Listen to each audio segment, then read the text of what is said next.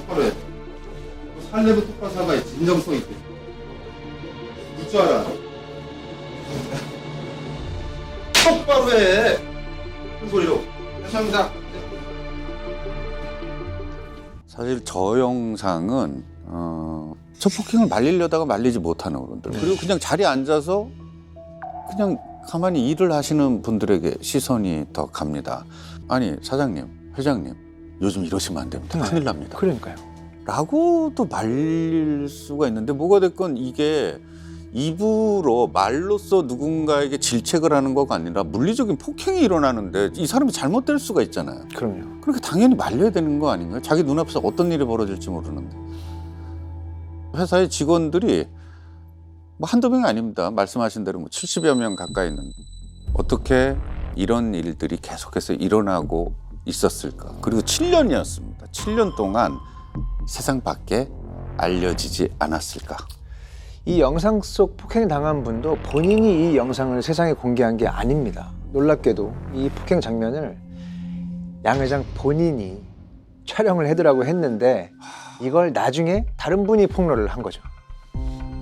이분이 워낙 IT 쪽에 이제 좀 발이 넓으신 분이고 좀 재력도 있으시니까 유명하신 분이니까 보복성 이런 게 다가올 것 같아서 당시만 해도 이런 웹하드 업계 관련자는 많은데 그들을 수용할 회사가 많지 않았다고 합니다.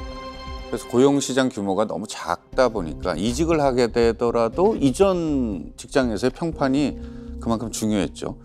양 회장은 그 분야의 전설 같은 인물이다 보니 직원들 입장에서는 당연히 이건 다윗과 골리앗 싸움으로 여겨졌을 겁니다. 참, 그 평판에 대한 중요성은 사실 감독님 우리도 진짜 공감되는 얘기잖아요. 그렇죠. 한 다리 건너 하나 다 알고. 그렇죠. 그 직원들에게 양 회장이라는 산은 당연히 거대해 보였겠죠. 머리카락, 손톱 오늘까지 다 제출해. 출근하자마자 직원들은 양 회장의 지시를 듣고 귀를 의심했어요. 야, 다 내가 니들 잘 되라고 이러는 거야. 하필 왜 머리카락과 손톱을 제출하라는 걸까? 근데 특별히 거부할 명분이 없었어요.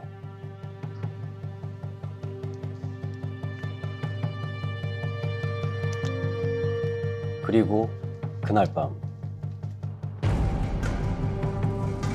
양 회장이 직원들의 손톱과 머리칼로 어떤 의식을 치르는 겁니다.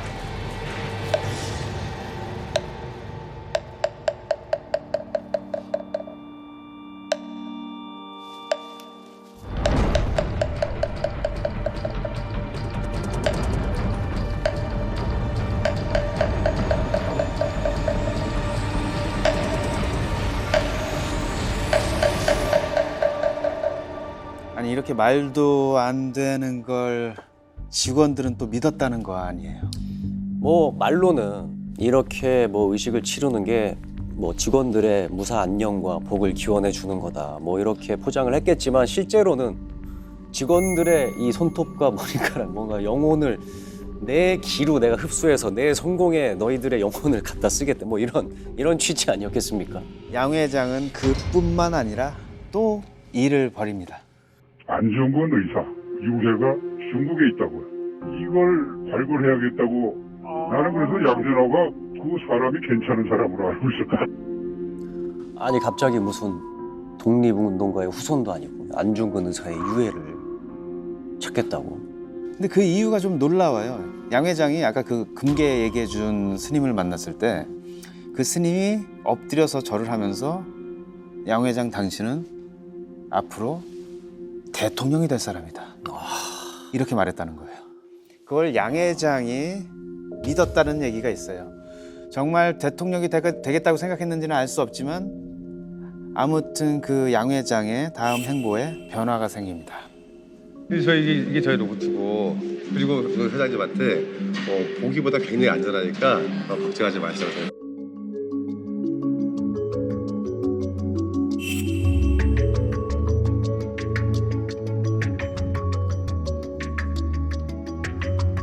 어릴 때의 꿈을 지금 이루고 있는 겁니다. 한 외국 방송에서 굉장히 촉망받는 로봇 사업가로 소개가 된 거예요. 직립보행 로봇 메소드 2를 발표하면서 우리나라의 각 대학 석학들이 100% 국내 기술력으로 만들었다면서 또 실제로 아마존 CEO인 제프 베조스가 직접 탑승을 해서 화제가 되기도 했었고요. 뭐 이런 식으로 양 회장도 덩달아서 각종 매체에 화려하게 소개가 된 거였죠. 그러니까 이 영상을 모르는 사람이 보면은 이 로봇 기술의 선구자, 미래지향적이고 자수성가한 사업가로 보지 이거 뭘로 보겠어요? 그게 바로 저예요. 제가 그때 당시에 좀 봤거든요. 이 기사나 인터뷰를 보고 정말 유망한 꿈나무셨군요. 로봇 사업가, 우리나라 로봇 기술이 많이 발전했구나 진짜 그렇게 생각을 했었는데 그렇게 생각했던 사람이 알고 보니까 이런 불법적으로 음란 동영상들을 유통해서 돈을 버는 그런 웹하드 회사의 대표라는 걸 전 상상도 못했거든요. 우리는 매출이 떠나도 불법적인 일을 하지 않는다 선언하더라고. 이렇게 돈 벌지 않을 거다. 정말 우리 로봇으로 한다. 그래서 소위 말해서 그때는 믿었어요. 감동했다고요. 그래야지 FM대로 가야지. 일단은 양 회장님이 직접 실무를 침입하는 일은 않으셨는데 힘도 세고 사람을 잘 키워서 잘 그리고 뭐 멋있는 데 모습을 보여보자. 양 회장이 왜 하고 싶었대요? 멋있으면 그 부자들 장난감 피하는 그분이 하셨는데 부자들의 장난감. 예. 그냥 분들한테 뭐좀 프라이머스의 비즈니스 자순하게 말씀하셔서 저거보다 그냥 두가로 받는 인간이 하나 선포할 수 없다고 생각합니다. 지금도 두가로 받는 인간 사이즈 로봇이 넘어지고 있는데 지금도 더 큰 로봇이 넘어졌다 하는 그런 제안이거든요. 그런데 역시나 사람은 쉽게 변하지 않죠. 양 회장의 최측근이 2015년에 작성한 보고서를 공개해버리는데요. 거기에 양 회장이 한 대학교를 인수하겠다는 내용이 있었어요. 연구비를 지원해주겠다고 접근해서 이사회를 장악하고 대학을 실소유하겠다는 전략이었죠. 로봇 전문 대학을 만들어서 자신의 신분의 세탁을 하고 싶었던 겁니다. 임원들 모아놓고 너는 뭐 법무처장, 너는 학생처장, 누구는 뭐 입학처장 하라고 하고 대학 내에서는 불법이지만 이게 뭐 이사회를 뭐 내가 장악해서 실질적으로 이사장을 하겠다는 거죠. 근데 왜 대학을 인수하려고 했던 거예요? 폼나서 그러지 않았을까요? 자기가 뭐 학벌이 안 된다는 그런 콤플렉스가 있으니까. 그리고 뭐 대학이 가진 부동산 재산이 얼마인데요. 그걸 다 본인이 갖겠다는 거죠. 얼마나 본인의 신분 세탁을 열망했는지 알 수 있는 대목인 것 같아요. 결국 이제 뿌리 깊은 열등감이 있고 그런 열등감이 사실은 이제 어떤 자극을 받았을 때 용수철처럼 튀어올라서 굉장히 막 우월해 보이려고 하는 이런 행동들을 나타내는 것이라고 생각을 합니다. 양 회장이 과거 녹즙기를 판매할 때부터 이 성공에 대한 열망이 굉장히 드높았었는데요. 돈에 대한 집착이 좀 남달랐다고 합니다. 와서 저희가 일어나서 인사를 하면은 말려들래요. 너네 몸값이 얼마인데 지금 일어나서 인사하냐고. 그래 응원하라고. 이러면서 인사하는 것도 시간이 아깝다. 되게 이슈가 됐었던 일본 원정녀라고 해서 한국인들이 일본에 나가서 이제 이런 성매매 업무들을 하는데 일을 하는데 그때 당시에 찍혔는지도 몰랐었는데 이 자료를 좀 지워달라고 울먹이면서 얘기를 했었거든요. 그러고서 전화가 끊은 다음에 지시 내용이 뭔지 아십니까? 야, 그 영상 빨리 올려. 이거였어요. 그게 가장 핫한 거기 때문에 돈을 벌어야 되니까. 양 회장이 운영하는 사이트는 개인이 자유롭게 콘텐츠를 올리고 다운받을 수 있는 곳인데 양 회장이 고용한 직원들, 이 사람들이 바로 헤비 업로더들이죠. 이 사람들 고용해서 영상물을 올리도록 한 겁니다. 헤비 업로더들 업무 중에 1순위는 먼저 그 사이트들을 찾는 겁니다.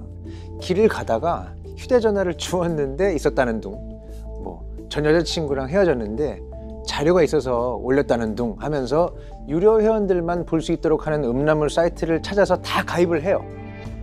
리벤지 포르노를 구하는 거죠. 음란물 중에 하필 가장 잘 팔린 게 한국에서 촬영한 것들, 그리고 그중에서도 리벤지 포르노, 몰카 이런 것들이었다고 합니다. 그래서 사이트를 보고 있다가 삭제가 되면 다시 올리고 이름을 바꿔서 올리고 계속 올리고 이런 일들을 해서 수익을 내는데 일조를 한 거예요. 근데 이제 그 회장이 필리핀에 그 콘텐츠 전문으로 좀 나가자. 약간 좀 불법 콘텐츠를 올려야 되지 않겠다는 뉘앙스를 얘기를 하고 결국 내가 그걸 거부하니까 회고를 하는 거예요. 이거 뭐냐 아무튼 네가 이제 회사 돈을 가지고 네가 거기서 자기를 횡령하려고 했다. 필리핀의 불법 콘텐츠를 유통하자는 제안을 거절했던 박 씨는 해고당한 것도 모자라서 횡령 혐의로 고소까지 당합니다. 내가 떳떳하니까 괜찮다 뭐 이렇게 되는 게 아니고 사회생활을 아예 할 수 없을 지경까지 집요하게 괴롭힘을 당했다고 합니다. 목표는 그거지. 나는 개인이고 지금 돈이 많으니까 나 괴롭히는 게 목적이야. 1심 하나를 처리하는데 1년이 넘게 그 사람은 지금 빼놓고 괴롭히는 거지. 일도 못하게 만들고. 너 때문에 회사에 이렇게 막대한 피해가 생겼어. 너 이거 인정 안 해? 정말 나랑 끝까지 갈래? 아닙니다. 아닙니다. 그래. 너 이거 인정한 거지? 사과 보내는 것도 내미는 건 안 돼. 자기가 멋대로 적어놓은 거야. 지금 읽어보니까 내가 죽을 죄를 짓는 놈이 아니니 그 내용 안에는 사인을 하게 된 거야. 상대방이 얼마나 무섭고 돈 많은 놈인지 알잖아요. 이 상황을 끝내고 싶은 마음밖에 없어. 그래서 사인을 했어요. 근데 본보기를 보여야겠다 이렇게 얘기를 한 거거든. 그러니까 자기 마음대로 적어놓은 사과문을 디밀면서 박 씨한테 사인을 하라고 한 거죠. 회사에 피해를 끼쳤다면서 끝까지 사과를 받아내려고 한 겁니다. 얼마나 억울했겠습니까? 하지만 이젠 정말 더 해나갈 힘이 없으니까, 지쳤으니까 그래 내가 이것만 사인하면 끝이다 하고 사인을 했는데 그때 이제 더 황당한 요구를 합니다. 사과문 뒷면에 서명부가 있어요. 거기에 전 직원의 서명을 받아오라 이렇게 얘기를 한 거죠. 70명 넘는 회사 직원 모두에게. 자, 이게 의도가 뭐겠습니까? 나를 거역하면 당신들도 박 씨처럼 된다. 이걸 다른 직원들에게 본보기로 알리려는 거였겠죠. 정말 그것만큼은 정말 하고 싶지 않았는데 버틸 재간이 없었던 거죠. 왜냐? 서명을 받아오지 않으면 다른 건으로 또 소송을 걸겠다고 협박을 한 거예요. 아니 뭐 양 회장이야. 돈도 많고 시간도 많고. 자, 그래서 박 씨는 그날 출장을 가서 자리를 비운 10명의 직원을 제외하고 모든 직원들에게 개별적으로 찾아가서 서명을 받습니다. 그래서일까요? 과거 용기를 내서 증언했던 분들에게 연락을 했는데요. 모두 양 회장에 대해서 얘기하는 걸 어려워했습니다. 양 회장은 10년이 지나도 보복을 한다고 두려워했다고 합니다. 블랙 시즌2 영웅 파괴자들